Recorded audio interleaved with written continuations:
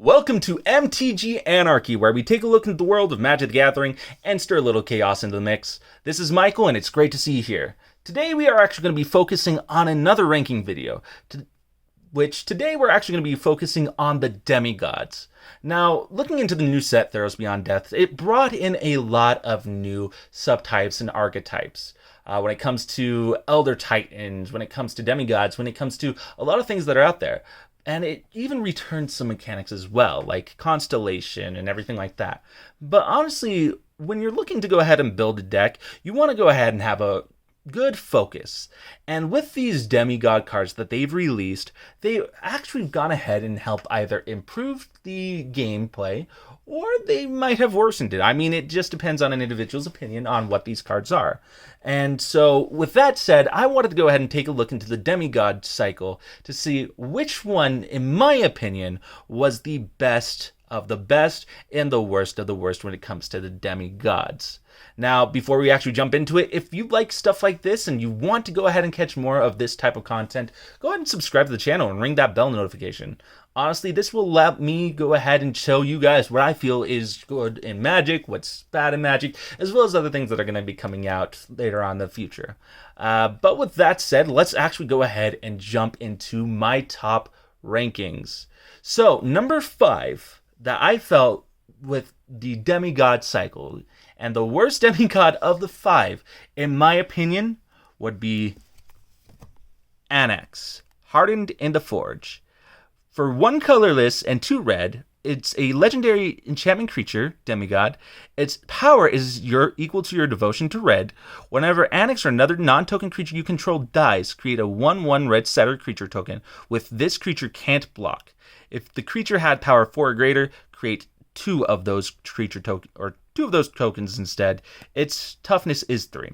The reason why I put this at number 5 is because, there are better demigods. I mean, if you're going to do a hasty, just let's jund them out sort of deck, this card would potentially fit in there. But honestly, to go ahead and create a 1/1 red setter token with this creature can't block, honestly, that doesn't cut it enough for me when I'm looking for something that I can depend on. Because honestly, I want to go ahead and create things that will also block. There are better token generators than this. And honestly, yes, for things dying, it helps, but I think there are better token generators. So at number 5 to me is Anax, Hardened in the Forge. All right, number 4, when you're looking at cards, and you're looking for specific types, you want to go ahead and power up your creatures. And honestly, number 4 does just that. It is Renata, Call to the Hunt. For 2 colorless and 2 green, this demigod's power is equal to your devotion to green, and each other creature you control enters the battlefield with additional +1/+1 counter on it. Its toughness is 3, and its power is equal to the devotion. Now, the reason why this is at number 4 is because it does go ahead and pump up creatures that are entering the battlefield, which isn't bad. And if you go ahead and combine it with a couple different things, like, for example, Warstorm Surge, those things will deal damage and then enter with an additional +1/+1, boosting your team up. But it only does just that. It boosts it up. Now, if you're going to go ahead and play it in any type of deck, Proliferate is actually going to be a really good sort of format for this, or subtype for this, because you want to make sure your creatures are bigger. They're going to be in mono green, stompy, and having additional counters on things, usually what green does. But honestly, to me, this is why this is at number 4, is it only just comes with an additional +1/+1 counter on it. So Renata, Call to the Hunt is my number 4 pick for the demigod cycle. Now, at number 3, we all like to cast spells. We all want to go ahead and make sure that we're able to cast our spells successfully, but we also don't want our creatures to be removed. So at number 3, this actually helps with that sort of thing. She is Calliphe, Beloved of the Sea. So for 1 colorless and 2 blue mana, this demigod's power is equal to your devotion to blue, and creatures and enchantments you control have spells your opponents cast that targets this permanent cost 1 more to cast. Honestly, when it comes to things to go ahead and keep on the battlefield versus I don't want it removed, to me, having that additional one more to go ahead and add to it does help in a long run sort of situation. And to me, this does help when it comes to spells. So let's say, for example, you're in an Azorius sort of control sort of situation. Honestly, you're going to be playing, for commander wise, you're going to be playing like Spirit Prison, and you're going to go ahead and play other things such as propaganda, things that will actually go ahead and stop your opponents from attacking you or doing stuff to your creatures or even permanents. And honestly, this card does just that. Plus, with the mono blue devotion builds that are going on right now, this card is definitely seeing a bit of play, not only in the main board but also sideboards as well. But this is why Caliphate, Beloved of the Sea, is my number 3 pick. My number 2 pick of the Demigod cycle, usually when you're looking at cards, you want to go ahead and make sure that things entering and leaving the battlefield will do stuff. And honestly, that's what we're all looking for. And with this card in general, this will do just that, although in a way you might not expect. We're going to be looking at number 2, Daxos, Blessed by the Sun.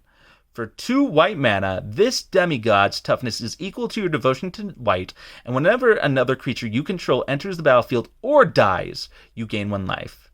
Now, honestly, the reason why I put this at number 2 is because, for me, white doesn't get a lot of credit when it comes to what it does. And with Daxos, first off, Heliod combined with Daxos will go ahead and give things lifelink.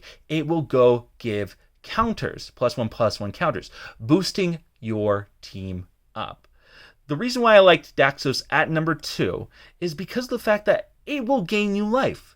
Whether your creatures enter the battlefield or die, you're going to gain a life each and every time. Combine that with other triggers like with Heliod, you're going to go ahead and keep boosting up your creature's power. And honestly, to me, that's what actually matters. Boosting your creatures, making them become bigger, and swinging them at your opponents hard. So to me, Daxos, Blessed by the Sun, is my number 2 pick. My number 1 pick, again, this is the only demigod that I feel is the most beneficial, especially when it comes to going ahead and taking things out that they do not need in their graveyards. That's right, with number 1, I have to go with Tymaret, Chosen from Death.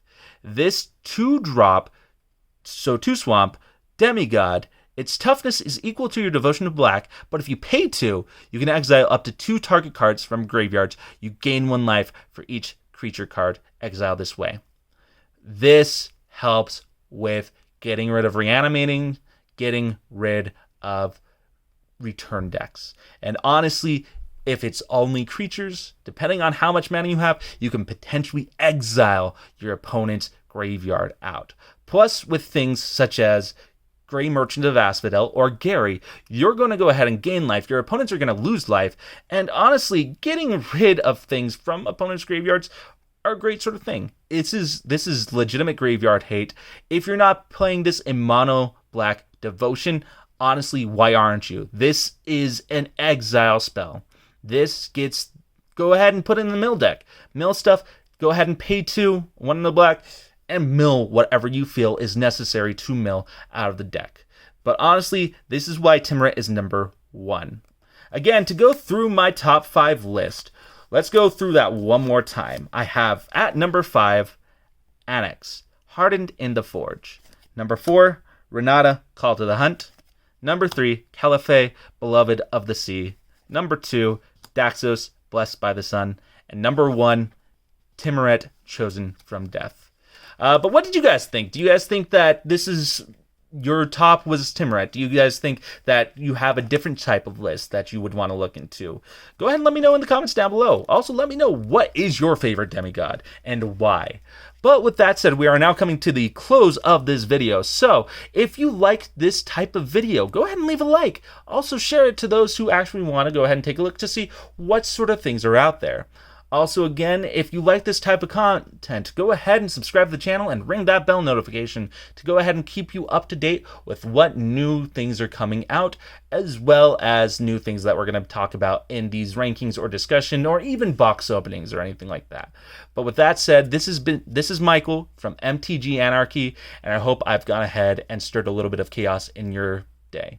Thank you so much. You guys have a great day.